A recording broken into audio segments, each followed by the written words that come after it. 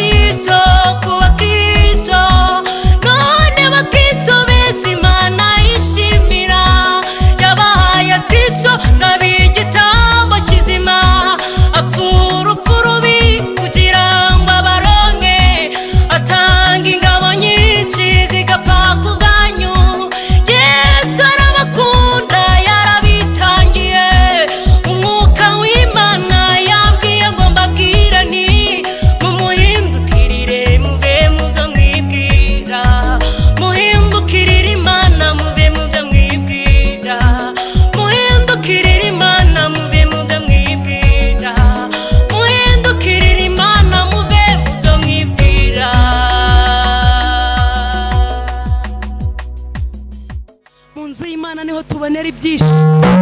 Ubwo Yesu ajya kugenda aravuze ngo mbasigiye amahoro, mbahaye amahoro yanjye.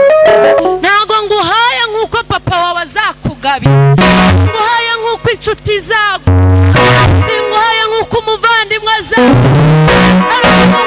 amahoro yanjye. Aya mahoro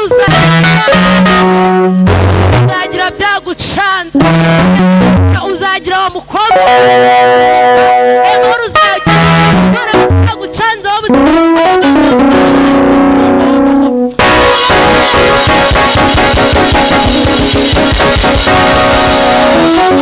atana mama batari kuzankura ngo warahankuye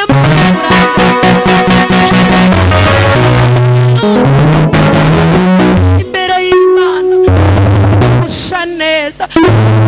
Mwami wacu akunda keye, uyu mwami wacu akunda guterwa. Nta kintu yakubwira utamucokoza, nta kintu yakumari. Nuzajya ugera imbere ujye umutereta umwinginge, mukuremo ijambo rizima kandi ijambo rigutungira ubuzima. Mana ishimwe.